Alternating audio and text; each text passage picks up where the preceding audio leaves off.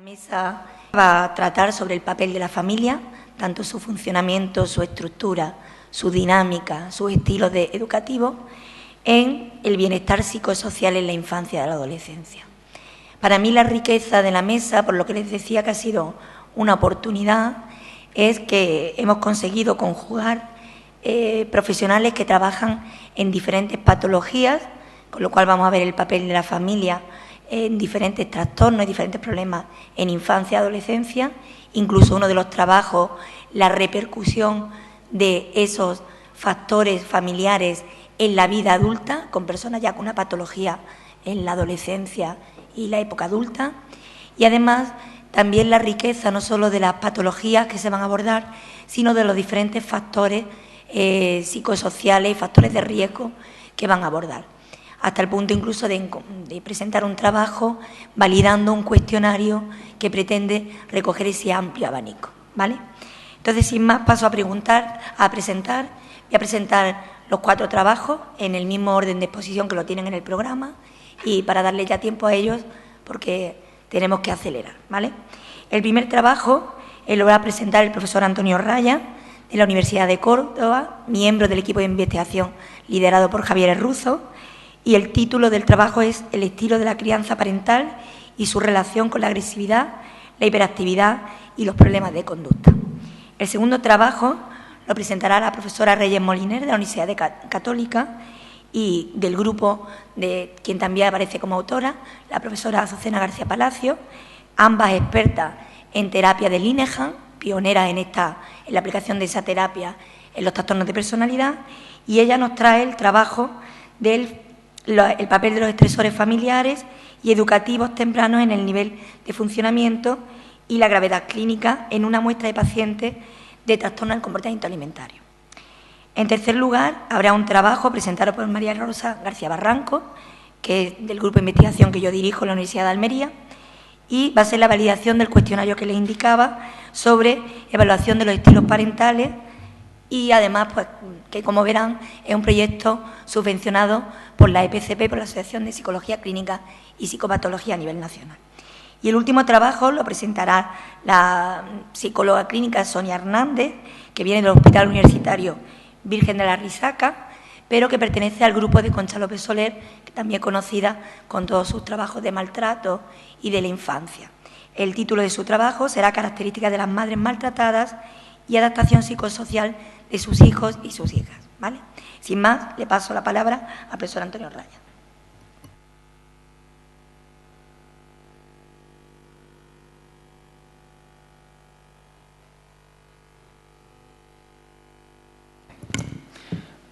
Bien, pues muchas gracias.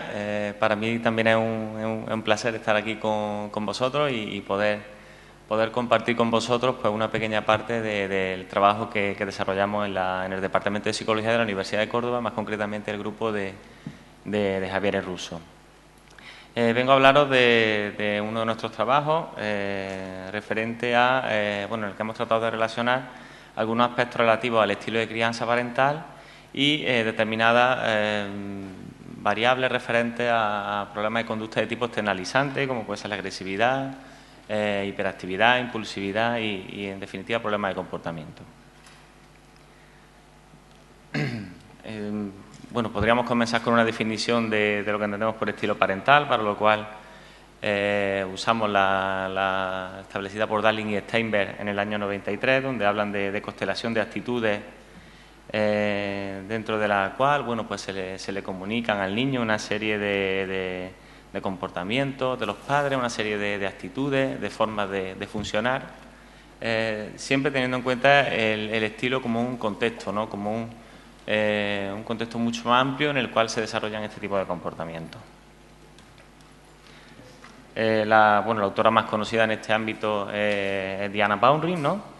Que fue la que en primer lugar distinguió estos tres estilos de control parental que, cualquier, ya no solo del ámbito profesional, sino cualquier persona de la calle nos podría decir casi perfectamente qué entiende por un padre democrático, ¿no? O por un padre autoritario, ¿no? Es un tema que ha calado bastante en la población, ¿no?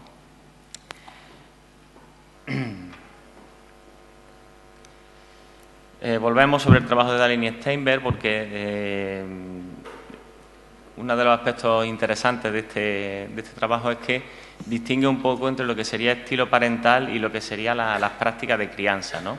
Entendiendo ese estilo parental como un elemento más contextual, mientras que las prácticas de crianza podrían referirse a cuestiones mucho más concretas, ¿no? Cuestiones más concretas que se dan dentro de ese contexto más amplio que sería el estilo parental y que están más directamente relacionadas con los resultados en el niño ya en sí.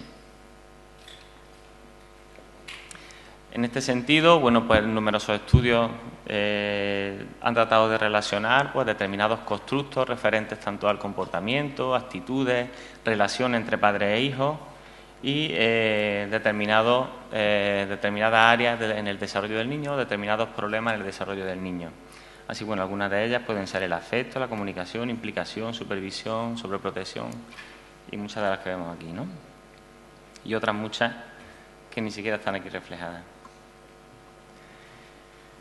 Nuestro estudio pretende, en este caso, determinar la posible relación existente entre distintos factores que componen el estilo de crianza, basándonos en el Parent-Child Relationship Inventory, en concreto en la adaptación de Roa y del barrio a población española, y determinados problemas externalizantes como pueden ser la agresividad, hiperactividad o problemas de conducta, utilizando para medir estos elementos el VASC, el Sistema de Evaluación de la Conducta de Niños y Adolescentes.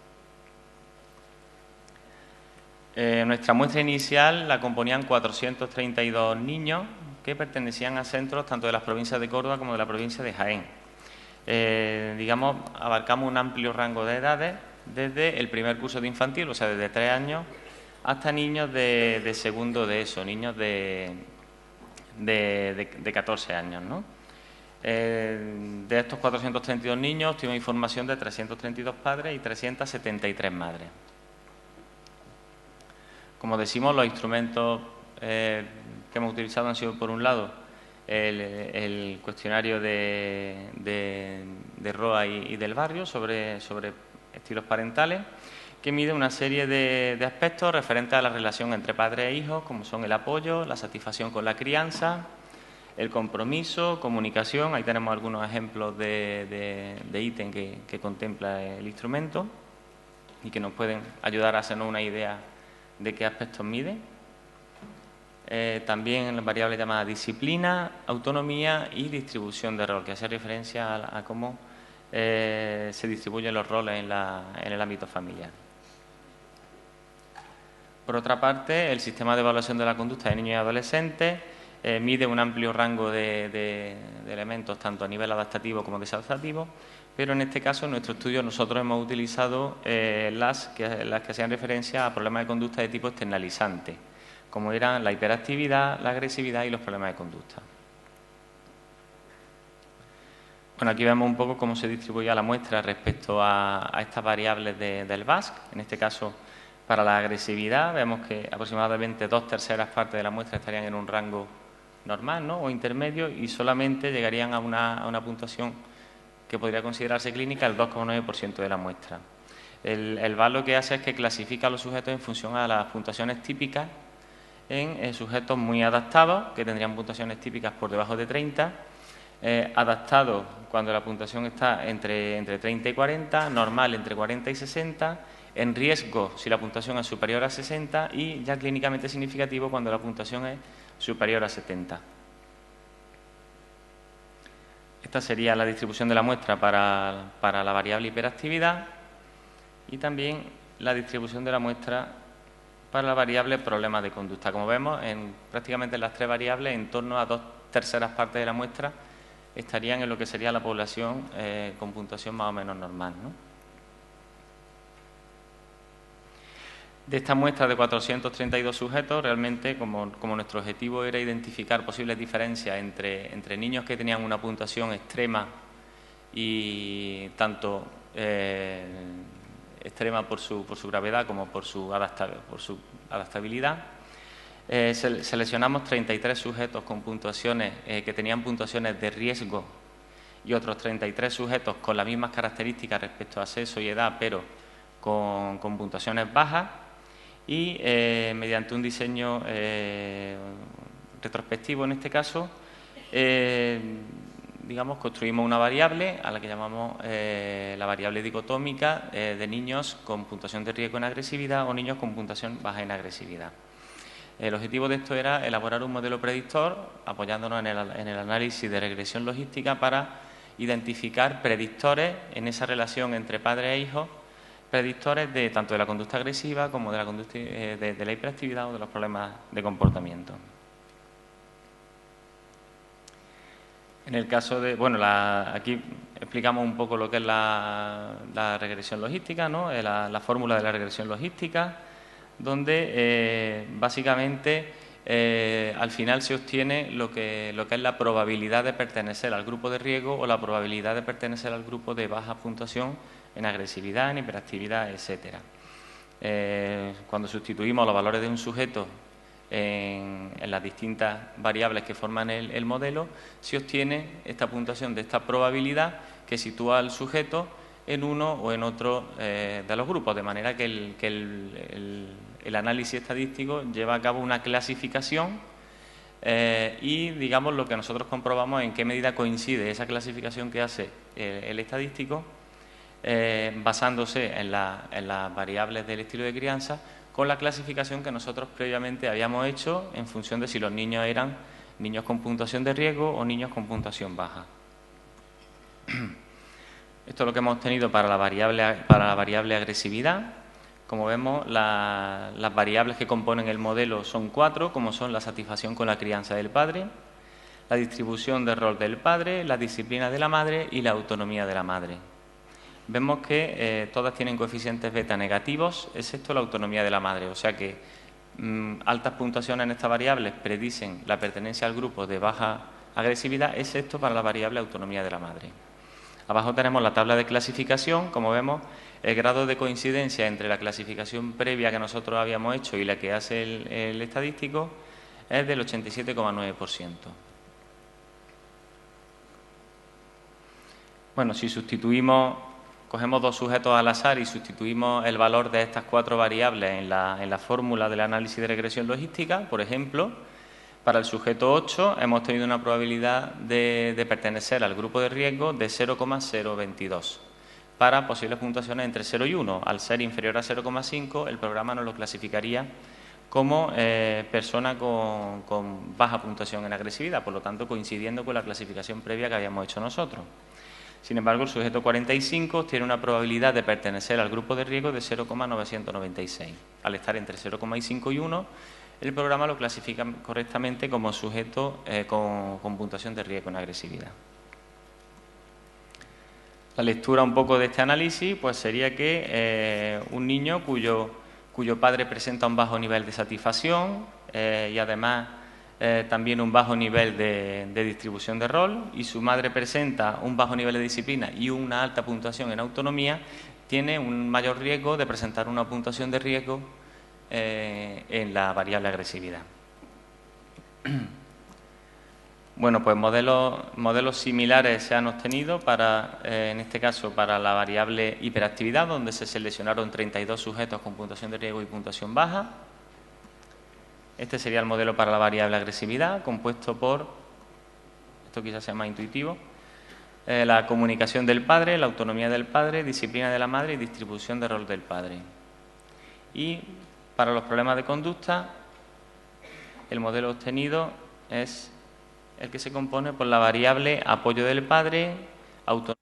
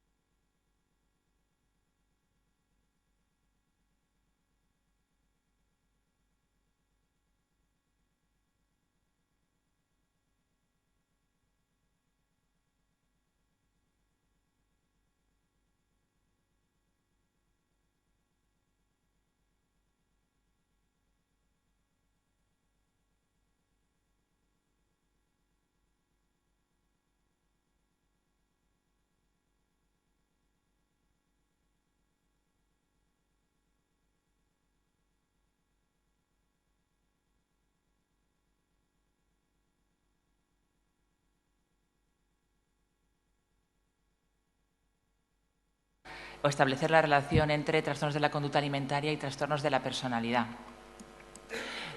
Perdón. Los trastornos de la conducta alimentaria, básicamente resumiendo lo que entenderíamos por los más conocidos, la anorexia y la bulimia, pueden ser entendidos como entidades clínicas modernas, a pesar de que hay antecedentes históricos que ya revelaban pues, unos hábitos alimentarios desajustados. La prevalencia, sobre todo fundamentalmente en mujeres, es inferior en la anorexia nerviosa, con unos porcentajes del 0,3 al 1%, y superior en la bulimia nerviosa, entre un 1,5 y un 4%. Estos trastornos, como ustedes saben, se caracterizan por preocupaciones por el peso y la figura y la aplicación de estrategias para el control del peso, tanto dietas en un patrón más restrictivo y conductas purgativas, y que han recibido en las últimas décadas y fundamentalmente en los países occidentales, atención médica, atención social y también atención psicológica, despertando interés por parte de profesionales de la salud mental y también de los investigadores a la hora de establecer aspectos como la etiología o también encontrar tratamientos que fueran eficaces para estos trastornos. Como les decía, en las últimas décadas han recibido muchísima atención, intentando ver cuáles eran los factores implicados en la adquisición y el mantenimiento de los TCAs, y también todo ello desde un enfoque biopsicosocial, sabiendo que no existe un único factor que explique por qué un paciente desarrolla un trastorno de la conducta alimentaria, y entendiendo que a la base del mismo puede haber factores biológicos, psicológicos y sociales. Se sabe entonces que no existe un único factor en el desarrollo de los TCAs, y hay que entender los mismos según el planteamiento de Toro desde una perspectiva multidimensional, donde hay que destacar tanto factores individuales como factores familiares y culturales que estarían jugando un papel importante a la hora de desarrollar el TCA. Sabemos también que las situaciones de estrés son susceptibles de favorecer o precipitar enfermedades y disfunciones, en este caso la aparición de un trastorno de la conducta alimentaria, y que determinados tipos de estrés graves vividos en la infancia o la primera adolescencia pueden determinar una mayor susceptibilidad al estrés. Los efectos adversos incluso de una pubertad precoz y lo que ello conlleva en las adolescentes, la insatisfacción corporal, en este caso puede potenciarse cuando además esa pubertad precoz puede venir acompañada de determinados estresores vitales, cambios de centro escolar o de ciclo académico, la separación de los padres, cambios de domicilio y también el haber sufrido, en algunos casos, abusos sexuales en la infancia. Reflejaría esta diapositiva un poco el modelo etiopatogénico de los TCAs, donde, como pueden ver en la parte de la izquierda, estaríamos hablando de determinados factores vinculados a aspectos genéticos, la reactividad al estrés, el inicio de la pubertad, el ser mujer sabemos que nos predispone a desarrollar en mayor medida un TCA, otros factores de personalidad, el neuroticismo, la impulsividad, etcétera, serían estos factores de base que, unidos a determinados aspectos que pueden ir apareciendo a lo largo de la infancia y la adolescencia, la práctica de determinados deportes, la influencia de los medios, actitudes familiares respecto a la alimentación, al cuerpo, actitudes grupales, todo ello unido además con un humor negativo, desencadenarían en determinados sujetos una preocupación por el peso, por el cuerpo, que les llevarían ya a adoptar determinados hábitos alimentarios, desencadenándose un trastorno de la conducta alimentaria, tanto anorexia nerviosa como bulimia nerviosa. Entonces, este trabajo tiene por objetivo explorar la relación entre la presencia de problemas relativos al grupo primario de apoyo y también problemas relativos a la enseñanza con el nivel de funcionamiento de los pacientes, lo que se correspondería con el eje 5, que sería la escala de evaluación de la actividad global establecido por el clínico, y la gravedad del propio trastorno de la conducta alimentaria, también señalada por el clínico, de acuerdo a una escala tipo Likert que elaboramos para la investigación. La muestra que ha sido objeto de estudio para esta comunicación son 19 pacientes menores de 18 años que eran atendidos en el centro Previ en diferentes regímenes, a nivel ambulatorio, hospital de día o centro 24 horas. El 100% eran mujeres y la media de edad no llegaba a los 17 años. Por lo que respecta al diagnóstico de TCA de esta muestra de 19 chicas, el 32% presentaban un diagnóstico de anorexia nerviosa restrictiva, el 26% de anorexia nerviosa purgativa, el 21% bulimia nerviosa purgativa y el 21% era un trastorno de la conducta alimentaria no especificado que a veces se convierte en un cajón desastre para muchos trastornos de la conducta alimentaria que en la medida en que no se cumple algún criterio diagnóstico de anorexia y bulimia, pues metemos ahí. Si ya vamos al diagnóstico del trastorno de la conducta alimentaria en aquellas pacientes que no presentaban estresores, nos encontramos que el diagnóstico que presentaba una mayor prevalencia era la anorexia nerviosa restrictiva, un 56% de la muestra. El 22% lo seguía manteniendo el trastorno de la conducta alimentaria no especificado. Un 11% presentaba un diagnóstico de anorexia nerviosa purgativa y un 11% bulimia nerviosa purgativa. Sin embargo, cuando vamos a la muestra de trastornos de la conducta alimentaria que no presentaban estresores en el grupo primario de apoyo, vemos que los mayores porcentajes se dan en los subtipos purgativos, tanto en anorexia nerviosa purgativa, que representa un 40% de la muestra, como con bulimia nerviosa purgativa, que representa un 30%. Y el porcentaje de la anorexia nerviosa restrictiva es sensiblemente menor que en las pacientes que no presentaban estresores, y el 20% del TCANE se mantiene. En este sentido, como les comentaba, los participantes formaban parte de un estudio más amplio que tenía por objetivo ver la relación entre determinadas características de personalidad en la clínica de los trastornos de la conducta alimentaria y aplicamos, entre otros, diferentes instrumentos de evaluación. Destacar los que hemos utilizado para esta comunicación: el diagnóstico multiaxial establecido por el clínico, la entrevista clínica de trastornos alimentarios, Perviñá, Botella y Baños, del 2006, y la escala de gravedad del trastorno alimentario que complementaba el clínico. El clínico estableció el diagnóstico multiaxial, cuyos ejes ustedes conocen. He destacado el eje 4 y el eje 5 porque son los que utilizamos para establecer esa relación entre la presencia de estresores psicosociales y ambientales y la evaluación de la actividad global. Esta presencia de estresores psicosociales fue recabada de acuerdo a la información que estableció el clínico a partir de la evaluación en el eje 4. Y en el eje 4, destacar que, entre otros, nos encontramos con los problemas relativos al grupo primario de apoyo y problemas relativos a la enseñanza, junto a otros que pueden ustedes ver ahí, pero nosotros nos centramos en el primero y el tercero. Un elemento importante era que el clínico valorara el nivel de funcionamiento de los pacientes. Entonces, pueden ver en la diapositiva lo que sería la escala de evaluación de la actividad global, donde aparecen agrupados por intervalos las puntuaciones atendiendo a el nivel de gravedad que presenta el paciente en cuanto a sintomatología y también el funcionamiento o la dificultad en la actividad social, laboral, escolar. La medida en que el funcionamiento del paciente es mejor, la puntuación es mayor. La medida en que la sintomatología es más grave y eso repercute en un deterioro en el funcionamiento, la puntuación es menor. ¿Qué resultados encontramos? Al realizar la prueba T-de-Student encontramos diferencias estadísticamente significativas en la puntuación establecida en el eje 5, es decir, en la escala de evaluación global, entre aquellas pacientes que presentaban estresores psicosociales relevantes y aquellas que no presentaban. Así, en las pacientes que no presentaban estresores, la media de puntuación obtenida en la escala de evaluación global fue de 60,5 frente a las pacientes que presentaban estresores, que presentaban una media de 43,75. Por lo tanto, en este sentido, las pacientes con problemas en el grupo primario de apoyo y relativos a la enseñanza presentaban una puntuación menor en la escala de evaluación de la actividad global, que se correspondería al rango 50-41, presentando estas pacientes síntomas graves o alteraciones importantes en la actividad social, laboral o escolar. Sin embargo, las pacientes que no presentaban problemas en estos ámbitos, la puntuación media que obteníamos correspondía al rango 60-51, por lo cual los síntomas eran moderados, así como las dificultades que presentaban a nivel social, laboral o escolar también eran moderadas. Al realizar la prueba T-de-Student también encontramos diferencias clínicamente significativas en la gravedad que establecía el clínico entre aquellas pacientes que presentaban estresores frente a las que no los presentaban.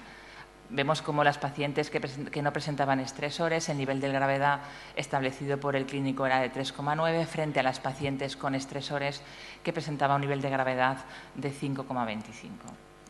Por lo tanto, vemos que las pacientes con problemas en el grupo primario de apoyo y relativos a la enseñanza son calificados por el paciente por el terapeuta, como graves, frente a las pacientes que no los presentaban, que el clínico establecía una gravedad de moderada.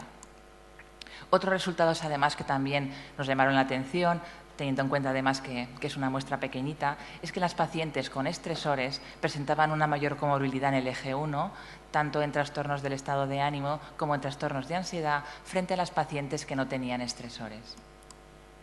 Otros resultados a destacar es que las pacientes con estresores en el grupo primario de apoyo y en el entorno educativo presentaban un menor nivel de estudios que las pacientes que no tenían estresores. Como podemos ver, en la muestra sin estresores, casi el 80% de la muestra presentaba estudios medios frente a un 22% que presentaba estudios básicos. Sin embargo, estos porcentajes se invierten en las pacientes que presentaban estresores, con lo cual aquí vemos que el porcentaje mayoritario, un 80%, tenían estudios básicos frente a un 20% que tenían estudios medios. Además, como he visto en las diapositivas anteriores, las pacientes con estresores presentaban un diagnóstico por lo que se refiere al TCA, principalmente en el subtipo purgativo, un 70%, mientras que el subtipo no purgativo era bastante menor, un 30%. Las pacientes sin estresores, sin embargo, el diagnóstico en TCA fundamentalmente el principal era el subtipo no purgativo, 56%, frente al subtipo purgativo, 22%. La presencia entonces de estresores psicosociales relevantes relativos al grupo primario de apoyo y a la enseñanza implica un peor funcionamiento a nivel social, laboral o escolar en nuestra muestra de pacientes con TCA, de acuerdo a la escala de evaluación de la actividad global. Implica además una mayor gravedad en la sintomatología establecida por el clínico y además se observaba un menor nivel de estudios en el grupo con estresores que tal vez podría estar relacionado con un abandono prematuro de los mismos, por ejemplo también un fracaso escolar. ¿Qué conclusiones sacamos? Que la presencia de estresores psicosociales está observada además con la aparición de una personalidad disfuncional, aunque en este caso nuestra muestra era una muestra menor de 18 años, el resto de pacientes que forman parte de nuestro estudio y en los que hemos valorado personalidad, nos encontramos que cuando hay estresores psicosociales nos aparece una personalidad disfuncional. ¿Qué tipo de personalidad disfuncional? Fundamentalmente nos encontramos que la presencia de estresores está asociada a lo que sería un componente de desregulación emocional fundamentalmente asociado al clúster B, en concreto a trastorno de personalidad límite histriónico, en pacientes con TCA, como decía, con estresores. Aspecto que apoyaría también lo que serían las teorías biosociales de los trastornos de la personalidad, donde además de la vulnerabilidad biológica, existiría un componente importante como los estresores a nivel familiar, un ambiente invalidante, etcétera, que podían estar también a la base del trastorno. Por lo tanto, estos resultados, y ya para concluir, nos indicaría la necesidad de detectar e intervenir de forma temprana en la presencia de disfuncionalidades, tanto en el ámbito familiar como también la detección de problemas en el ámbito académico, como medida de prevención de trastornos emocionales en la edad adulta, fomentar en la familia y también en la escuela, en la medida de lo posible, estilos de educación que permitan a los niños aprender a identificar emociones propias y ajenas, el autocontrol y la motivación, favoreciendo la regulación emocional. Y también destacar que los estudios o la adherencia a los estudios puede ser un factor de protección ante la presencia de estresores y en un futuro la aparición de trastornos emocionales. Muchas gracias por su atención. Bien, gracias. Pasa la doctora Rosa García Barranco.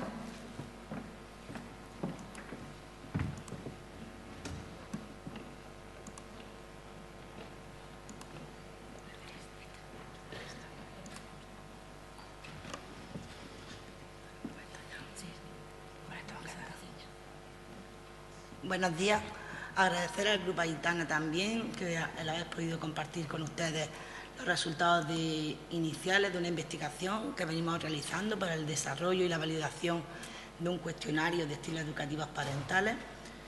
Como ya se ha comentado en esta mesa, está ampliamente documentada en la literatura la relación entre la familia, el papel de los estilos educativos parentales con el desarrollo de diferentes alteraciones psicopatológicas en la infancia.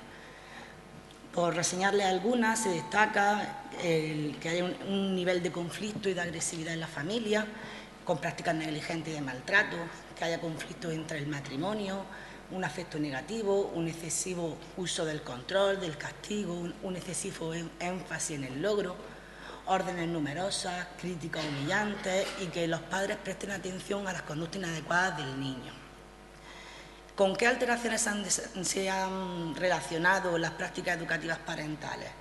Pues con muy diversas también, con problemas de autoestima, locus de control, altos niveles de hostilidad, de impulsividad, dificultades de vinculación afectiva de los niños, dificultades de relaciones sociales con sus iguales, baja tolerancia a la frustración, así como diferentes problemas externalizantes como los trastornos negativistas desafiantes, disociales, TDAH y conductas agresivas. Esta investigación es muy importante, fundamentalmente para el desarrollo de programas eficaces de intervención con las familias y para desarrollar estrategias de prevención a nivel familiar que incidan en estos factores familiares y que nos permitan que los padres favorezcan y proporcionen a su hijo un entorno adecuado para su desarrollo. Por todo lo comentado, es fundamental que tanto los clínicos como los investigadores contemos con instrumentos de evaluación de los estilos educativos parentales que muestren unas adecuadas propiedades psicométricas. Pero tras una revisión de la literatura, es paradójico que estos instrumentos de evaluación con población española todavía son escasos y sus propiedades psicométricas son limitadas. En su mayoría no establecen puntos de corte que nos permitan discriminar aquellas prácticas que llegan a ser ya de riesgo y no se ha analizado la validez predictiva de los estilos educativos parentales a la hora de predecir diferentes problemas en los menores. Aquí os presento una tabla en la que podéis ver los principales instrumentos que se han analizado con población española y el contenido que se ha analizado en cada uno de ellos. Como podéis observar, los datos de fiabilidad están en torno a un 0,40, 0,60, llegando a algunas escalas de ciertos cuestionarios al 0,70, 0,80 y también lo que es muy de destacar es que son pocos los estudios que han analizado la validez predictiva, hasta qué punto estas escalas pueden predecir ciertas alteraciones en los menores. Es por tanto que nuestro grupo se planteó desarrollar un cuestionario que nos permitiera evaluar los estilos educativos parentales y que tuvieran unas adecuadas propiedades psicométricas, de validez, de fiabilidad y que además nos permitiera predecir ciertas alteraciones psicopatológicas en la infancia. El método se desarrolló durante 3 fases. En una primera fase realizamos una revisión exhaustiva de la literatura sobre psicopatología del desarrollo, de factores de riesgo y de protección parental, así como de todas las escalas que se han utilizado en otros países y fundamentalmente las que se han analizado en población española. Tras esta revisión exhaustiva, realizamos las especificaciones para el contenido del cuestionario, de los ítems y se redactó el conjunto inicial de ítems, tras lo que se procedió al análisis de la validez de contenido con una metodología de juicio interjueces con un panel de expertos y que resultó en un índice capa muy elevado, de 0,92. En la fase 2 se realizó el estudio de campo, un estudio piloto inicial con 50 padres de menores de 5 a 12 años de la provincia de Almería. El cuestionario estuvo formado por cientos de ítems que se distribuyeron en 17 dimensiones. La escala de respuesta, que es la que ven ahí, los padres contestaban rara vez, en ocasiones, con frecuencia o la mayoría de las veces. Y se analizaron, tras la recogida de los resultados, el índice de consistencia interna, el alfa de Cronbach, y se realizó un análisis factorial de componentes principales con una rotación Mari-Max y un análisis descriptivo de los resultados obtenidos. En esta transparencia pueden ver ustedes los resultados de fiabilidad. Los ítems saturaron en 3 escalas: relaciones familiares, que obtuvo un 0,74 de fiabilidad, rol parental, estilo educativo y prácticas parentales, que también obtuvieron una fiabilidad bastante alta. En cuanto a la validez de constructo, estas 3 escalas se dividieron en diferentes factores. Por ejemplo, la escala de relaciones familiares, que venía a evaluar más el funcionamiento, la dinámica de la familia en su conjunto, encontramos que hay 3 factores relacionados con la cohesión de la familia, el apoyo y la comunicación y los valores que la familia compartía. En cuanto al rol parental, ya es el funcionamiento parental más específico, se destacaron 3 factores: la implicación del padre, la responsabilidad, es decir, esta escala explico un poco que es sobre todo la colaboración que ese padre realiza con otras personas involucradas en la educación de su hijo, como pueden ser los profesores, y el grado de satisfacción parental. Y en cuanto a los estilos educativos y las prácticas parentales más concretas, resultan los factores ampliamente vistos en la literatura de sobreprotector, permisivo, punitivo, autoritario, democrático, así como prácticas más específicas como el establecimiento de límites por los padres, su impulsividad, las acciones que los padres realizan para la socialización de los menores y el control parental. Bueno, en estas siguientes transparencias os voy a mostrar ejemplos de ítems del cuestionario. Por ejemplo, en la escala de cohesión familiar, uno de los ítems era: en mi familia nos gusta salir juntos o estamos muy unidos. En la de apoyo y comunicación, consuelo a mi hijo cuando se siente mal. Y en la escala de valores compartidos, para mi familia es importante superarse día a día. En cuanto a las escalas de rol parental, vemos, por ejemplo, el ítem de disfruto enseñando cosas a mi hijo, que es un ítem que ha saturado mucho en el factor implicación parental, o hablo con el tutor de mi hijo cuando lo necesito, que es un ítem que ha saturado en el factor de responsabilidad parental.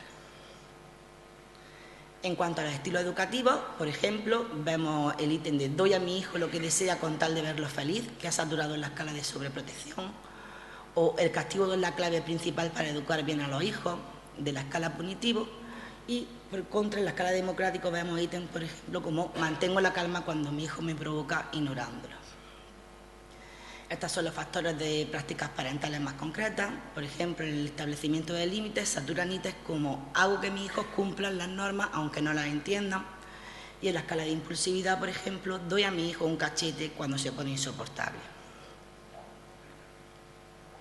Como conclusión, pues vemos que este cuestionario muestra en este estudio piloto unas adecuadas propiedades psicométricas, tanto de fiabilidad como de validez de contenido y de constructo, pero dado el carácter piloto del estudio, todavía necesitamos ampliar, estamos en el proceso de ampliar una muestra representativa, tanto de población normal como de población clínica, de cara a extender estas propiedades psicométricas también para calcular la validez de predictiva de estas escalas, pues como para ver si estas escalas pueden predecir diferentes alteraciones en los niños.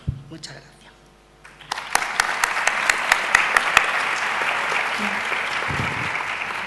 Pasamos a la doctora Sonia Hernández.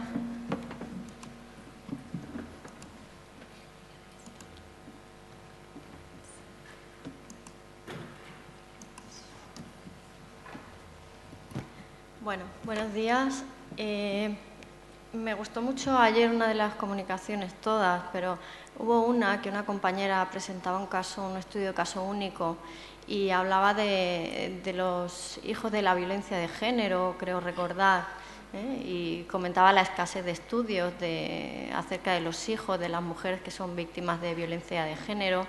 En este caso voy a presentar los resultados precisamente de eso, de los hijos de las mujeres que allí en nuestro servicio nos llegan remitidos por problemas o alteraciones psicológicas, emocionales, y que consideramos que últimamente pues, se aborda mucho la problemática de la violencia de género en cuanto a la mujer que es víctima, pero que nosotros consideramos que los hijos muchas veces son los grandes olvidados, bien porque hayan sido maltratados o porque hayan estado expuestos a la violencia que generalmente el padre ejerce sobre la madre, pues consideramos que era fundamental evaluarlos y ver en qué situación emocional estaban. Se nos concedió al Servicio de Atención Psicológica a Menores de Víctimas de Violencia de Género pues un programa para precisamente atender a estos menores que estaban en situación de riesgo, ya digo, por haber sido víctimas de maltrato directo o habían sido expuestos a la violencia de género del padre hacia la madre. Esta investigación pues, atendió a todos y cada uno de los principios éticos y las recomendaciones de la Declaración de Helsinki y en todo momento la preocupación por el bienestar de los participantes pues, primó sobre nuestros intereses científicos. La muestra estuvo compuesta por 120 hijos e hijas de mujeres que habían sido víctimas de violencia de género y que presentaban en ese momento alteración emocional y o comportamental. Como podemos ver, un 53,3% eran chicos y un 46,7% eran chicas. De ellos, la mayoría se encontraban en el rango de edad de entre 6 y 12 años. Había un 28,6% que eran mayores de 13 y un 18,5% que eran menores de 5 años.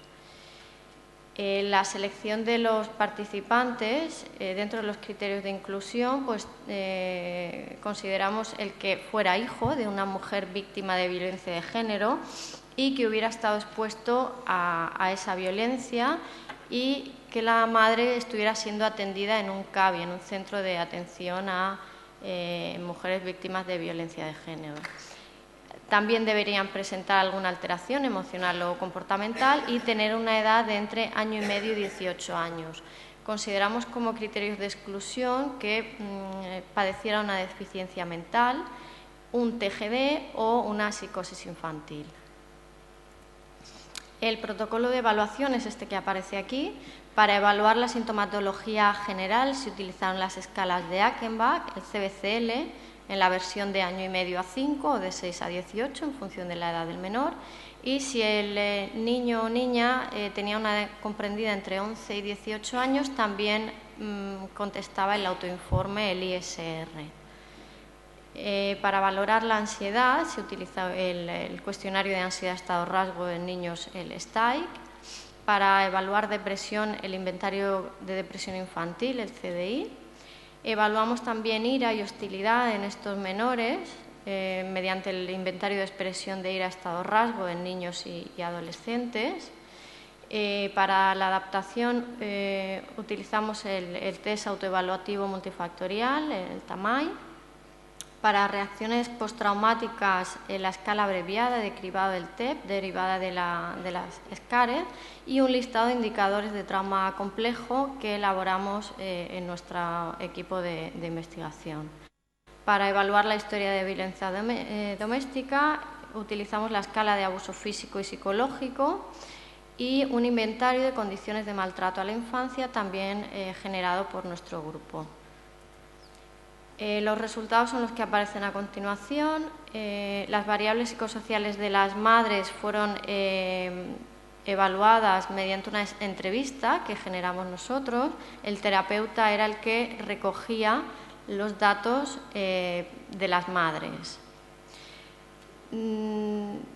Como podemos apreciar, la mayoría de madres presentaban unos estudios primarios o secundarios, un 7,2% de ellas tenían estudios universitarios y un 13,3% no tenía ningún estudio. La inmensa mayoría eran mujeres españolas, un 85,1%. El 90,8% no convivían en el momento de la evaluación con el maltratador. Un 65,9% tenían más de un hijo atendido por nuestro servicio y un 68,2% no tenía pareja estable en ese momento. La historia de violencia de género se evaluó mediante el inventario de condiciones de maltrato a la infancia. Las madres valoraban el tipo de maltrato y la exposición que habían tenido los menores a través de 60 ítems.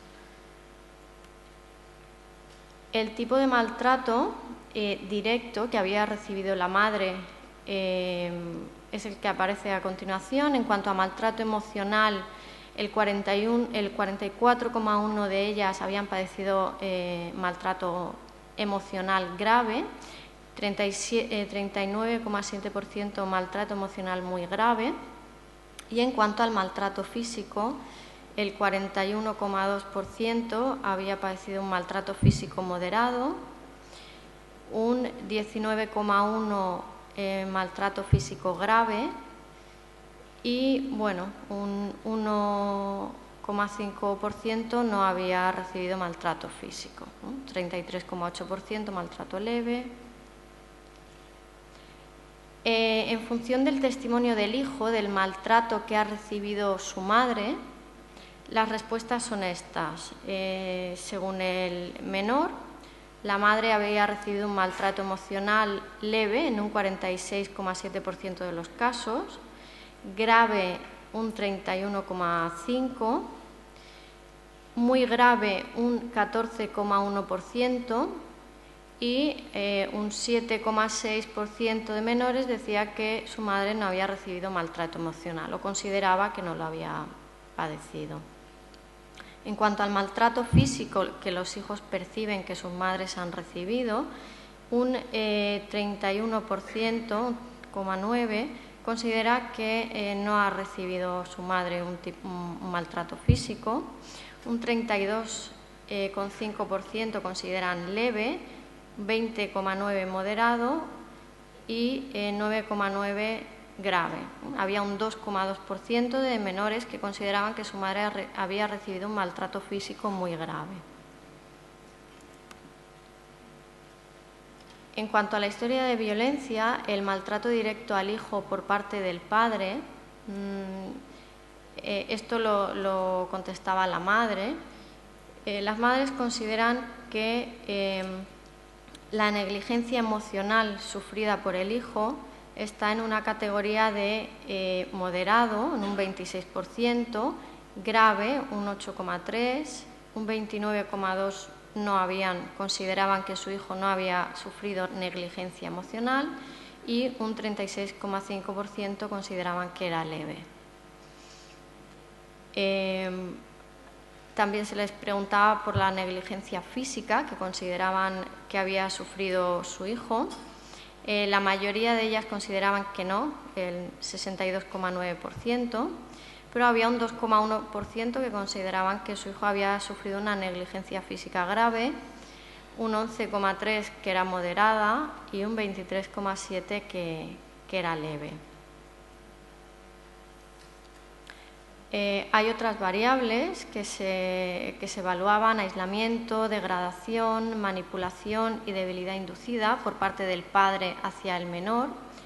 Y los resultados, hay un 1% de menores que habían sufrido un maltrato emocional en cuanto a aislamiento grave.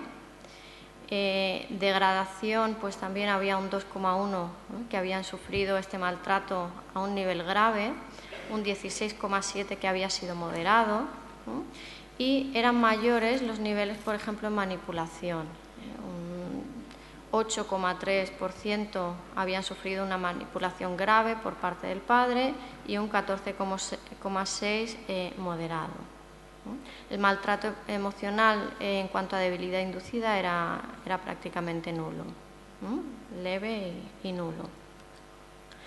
En cuanto a amenazas, los menores también habían recibido amenazas por parte del padre, graves un 2,1%, moderadas un 16,7% y maltrato físico habían recibido un 3,1% en grado grave, un 10,4% moderado y en grado más leve un 32,3%. Evaluamos mediante el CBCL y los resultados son los que aparecen a continuación. Estos menores, en el rango de edad de 6 a 18 años, presentan unos niveles elevados de ansiedad-depresión, un 48%, retraimiento y problemas de pensamiento. Estos son los 3 síndromes empíricos que presentan puntuaciones mayores. Si diferenciamos entre chicos y chicas, vemos que, por ejemplo, en ansiedad-depresión son las chicas de 6 a 12 años las que presentan mayor problema en este sentido. En quejas somáticas también son las chicas. en problemas de pensamiento también y de atención, y luego cuando llegamos a los problemas externalizantes son los menores, los chicos, los que presentan puntuaciones más elevadas, tanto en conducta disruptiva como en problemas de agresividad. Las correlaciones nos muestran que los menores se encuentran peor cuando, en primer lugar, han sido expuestos al maltrato físico directo de la madre, es decir, cuando han presenciado directamente que la madre era maltratada. Veis que presentan más síntomas de retraimiento, más problemas somáticos y más problemas de pensamiento, y cuando han recibido ellos mismos, han padecido negligencia física, también presentan más retraimiento y más problemas de pensamiento. Cuando han padecido negligencia emocional, también presentan elevados problemas somáticos, problemas sociales y problemas de pensamiento, y cuando han padecido aislamiento y manipulación, también presentan problemas de pensamiento más elevados. En el TAMAI los resultados fueron que principalmente puntuaban muy alto en inadaptación familiar, en la percepción de los estilos educativos parentales también consideraban que eran muy inadecuados. Y como conclusiones, pues bueno, los niños y niñas expuestos a violencia de género presentan gran afectación a nivel psicopatológico, que por sexo las chicas presentan más problemas internalizantes, ansiedad, depresión, quejas somáticas y problemas de pensamiento, y los chicos más problemas externalizantes, conductas disruptivas y problemas de agresividad. Que los problemas de pensamiento en los menores aumentan significativamente cuando se da principalmente maltrato físico directo a la madre, negligencia física y emocional al menor, aislamiento y manipulación, y que la prevalencia en insatisfacción con el ambiente familiar es significativamente superior a cualquier otra escala del TAMAI. Simplemente decir que ante estos datos pues, se hace necesario ampliar estudios de evaluación realizados en esta población, con el fin de diseñar instrumentos de evaluación adecuados, diseñar protocolos de evaluación, establecer diagnósticos adecuados y, por supuesto, planificar tratamientos psicológicos. Muchas gracias. Bien, gracias. Yo no sé cómo hemos empezado con 15 minutos casi de retraso. Me dice la organización que no vamos a tener oportunidad de hacer preguntas. Agradezco a los ponentes y en cualquier caso seguirán por aquí, por si alguien quiere en el vino preguntarle algo individualmente. Muchas gracias por su atención.